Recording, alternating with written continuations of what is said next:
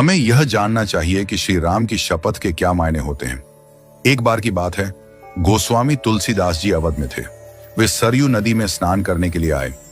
जब वे नदी में उतरकर अंदर की ओर जा रहे थे, उसी समय एक महिला भी वहां स्नान करने पहुंची। उसे जल्दी स्नान करना था। उसने तुलसीदास जी को देखकर प्रणाम किया और कहा, बाबा जी, मुझे शीघ्र स्नान करना अनिवार्य है। आप उस ओर मुख कर नदी में खड़े हो जाइए। आपको आपके राम जी की शपथ है, जब तक मैं न कहूं, आप न पीछे मुड़कर देखेंगे न नदी से बाहर निकलेंगे। गोस्वामी जी ने महिला को आश्वासन देते हुए कहा, ठीक है, और नदी में महिला की ओर पीठ घुमाकर खड़े हो गए। कड़ाके की ठंड पड़ रही थी। महिला जल्दी जल्दी स्नान करके भागी।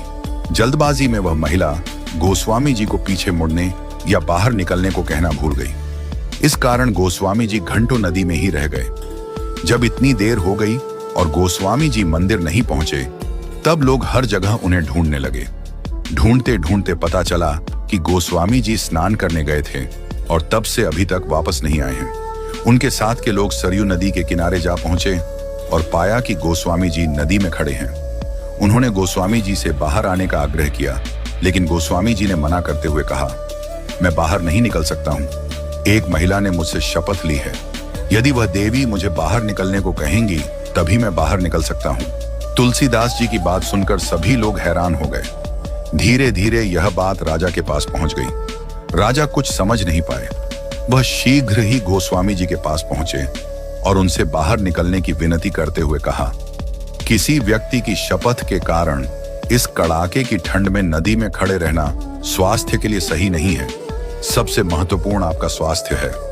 लेकिन गोस्वामी जी ने उन्हें मना करते हुए कहा, मेरे से कहीं अधिक मेरे प्रभु का नाम महत्वपूर्ण है। उन देवी ने मुझे मेरे प्रभु श्री राम की शपथ दिलाई थी। उनका नाम मेरे पूरे अस्तित्व से अधिक महत्वपूर्ण है। राजा ने गोस्वामी जी से पूछा, बाबा जी, उन देवी का नाम क्या है? कहाँ की रहने वाली है वह? इस प्रश्न पर तुलसीदास जी ने राजा से कहा, मुझे ध्यात नहीं है। तब राजा ने पूरे अवध में ढोल बजवा के उस महिला को शीघ्र सरयू नदी के तीर पर उपस्थित होकर गोस्वामी जी को शपथ मुक्त करने का आदेश दिया। जैसे ही उस महिला को अपनी गलती का आभास हुआ, वह दौड़ते हुए नदी के तीर पर पहुंची। वहां हाथ जोड़कर क्षमा याचना करती हुई गोस्वामी जी से कहने लगी, बाबा जी, अब आप पीछे मुड़ सकते हैं और नदी से बाहर भी निकल सकते हैं। फिर वह कहने लगी, हे बाबा जी, मुझसे बड़ा अपराध हुआ है। मैं दंड की भागी हूं। यदि आपकी दया हो तो मुझे क्षमा करें। गोस्वामी तुलसीदास जी मुस्कुराते हुए बोले, नहीं देवी, आपसे कोई अपराध नहीं हुआ है। मेरे प्रभु चाहते थे कि मैं यहाँ एकांत में श्री सरयू जी के जल